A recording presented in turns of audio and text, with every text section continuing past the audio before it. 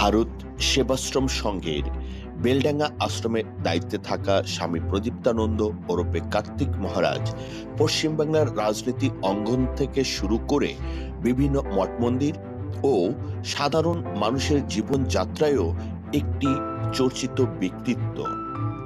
পশ্চিমবঙ্গের মুর্শিদাবাদ জেলার বেলডাঙ্গা ভারত সেবাশ্রম সংঘে দীর্ঘদিন যাবৎ দায়িত্বে থাকা কার্তিক মহারাজ ছেলেবেলায় ভারত সেবাশ্রম সংঘে যোগ দিয়েছিলেন। 2025 জানুয়ারি প্রজাতন্ত্র দিবসে অরিজিৎ সিং, মমতা শঙ্কর সহ একাধিক বাঙালির নাম ঘোষণা করা হয়েছে পদ্মশ্রী পুরস্কারের জন্য। বিশেষ তাৎপর্যপূর্ণ হল পদ্মশ্রী প্রাপ্তিদের তালিকায় পশ্চিমবঙ্গের এক সন্ন্যাসীর নামও রয়েছে। তিনি হলেন স্বামী প্রদীপ্তানন্দ বা কার্তিক মহারাজ। কার্তিক মহারাজ দীর্ঘদিন ধরে মানব সেবায় নিয়োজিত রেখে চলেছেন।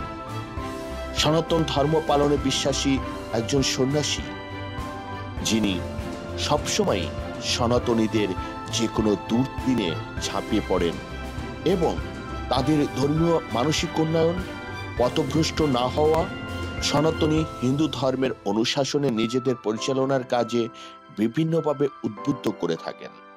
তাছাড়া বেলডাঙ্গা ভারত সেবাশ্রম সংঘের পরিচালনায় প্রণব ভারতী, যেখানে 3000 শিক্ষার্থী রয়েছে, আবার প্রণবানন্দ বিদ্যাপীঠ গার্লস হাই, যেখানে 1000 শিক্ষার্থী শিক্ষা গ্রহণ করে চলেছে। আরো রয়েছে বিশাল গোশালা। ভারত সেবাশ্রম পরিচালনায় অনাথ ছেলে মেয়েদের যাবতীয় দায়িত্ব পালন করে থাকে। শিশুদের জন্য রয়েছে শিশু পার্ক। সামাজিক সেবামূলক কার্যক্রম শিশু কিশোরদের মানসিক উন্নয়নে প্রভাবিত করে। এই সকল কিছু পরিচালনায় যিনি দীর্ঘদিন ধরে বিভিন্ন দিক থেকে অভিজ্ঞতা সঞ্চয় করেছেন। মানুষের সেবাই যার একমাত্র ভাবনা, তার মুখে শুনব পদ্মশ্রী পুরস্কার পাওয়ার অভিব্যক্তির কথা।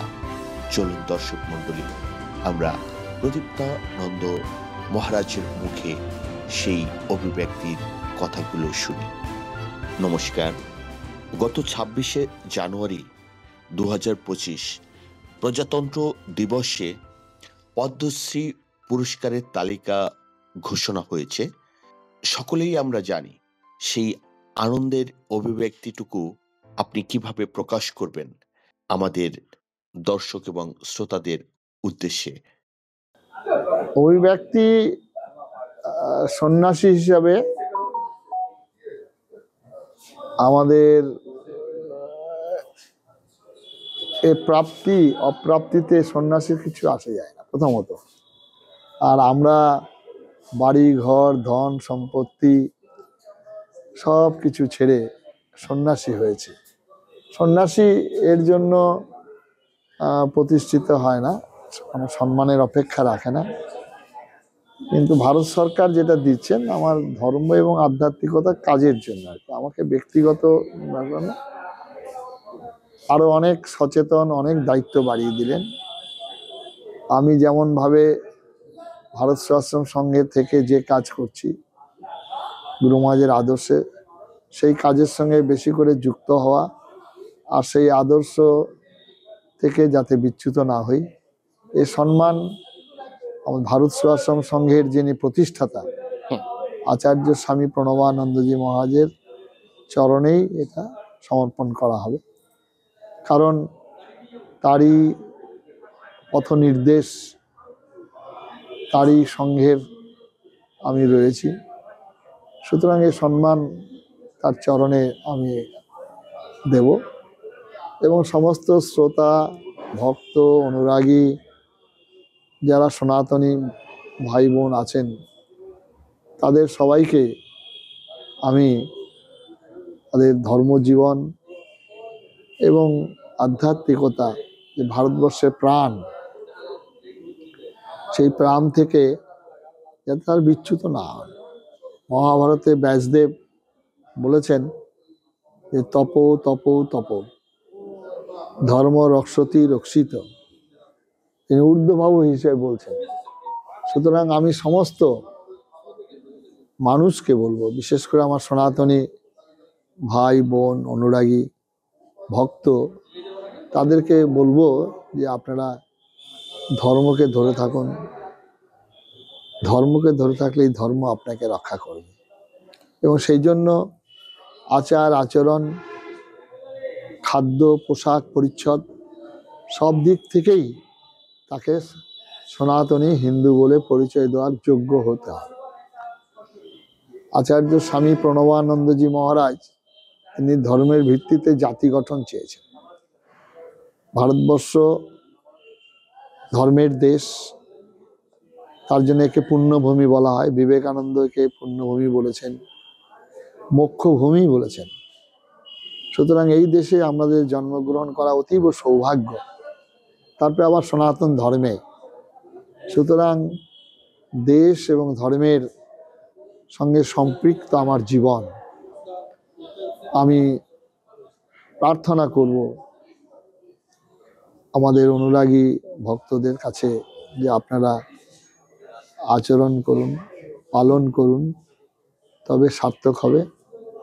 আমি জীবনের শেষ দিন পর্যন্ত যাতে এই ধর্ম, এই সংস্কৃতির প্রচার প্রসার, এবং আমি নিজে যাতে এই সন্ন্যাস জীবনের সঙ্গে যুক্ত থাকতে পারি, সেই প্রার্থনা করব।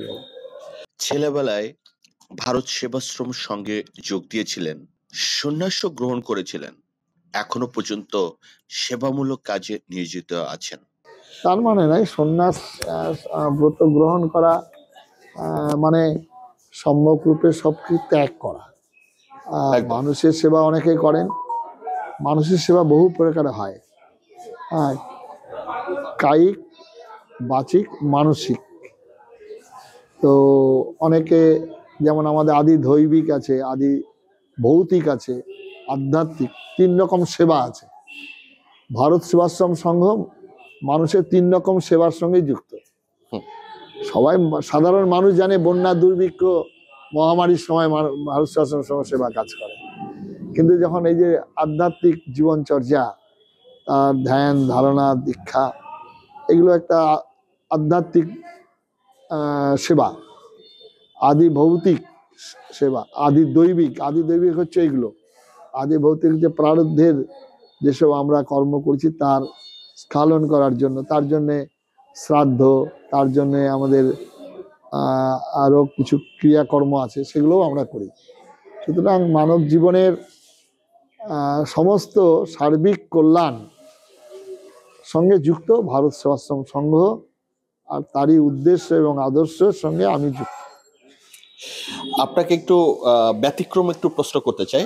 আপনি নিজেও জানেন বর্তমান প্রেক্ষাপট, চারিপাশের প্রেক্ষাপট প্লাস গত 6 মাস যাবৎ বাংলাদেশের যে ঘটনা ঘটে যাচ্ছে, এখনো পর্যন্ত চিন্ময় প্রভু জেলবন্দি অবস্থায়। তিনি যে নিরামিষ ভোজী ছিলেন, যে জীবনযাপন করতেন, সেই জীবনযাপন আদপেও এখন জেলবন্দি অবস্থায় করতে পারছেন কিনা একটা প্রশ্নবিদ্ধ। না, উনি তো সেই জীবনযাপন করছেন, কিন্তু ওনার যেসব খাদ্য, সেসব খাদ্যের যে সরবরাহ করতেন তার আশ্রম থেকে, সেটা পর্যন্ত বন্ধ করে দিয়েছিলেন। সেটা আবার পরে পারমিশন পেয়েছে। ওষুধপত্র খাচ্ছেন, তবে অসুস্থ তিনি। আমরা অপেক্ষা করছি যে আমাদের শক্তিধর, পৃথিবীর শক্তিধর যে রাষ্ট্র, সেই রাষ্ট্রের যিনি কর্ণধার, তিনি ইতিমধ্যেই কিছু স্টেপ গ্রহণ করেছেন। আশা করি আর কিছুদিনের মধ্যেই হয়তো তার মুক্তি হতে পারে।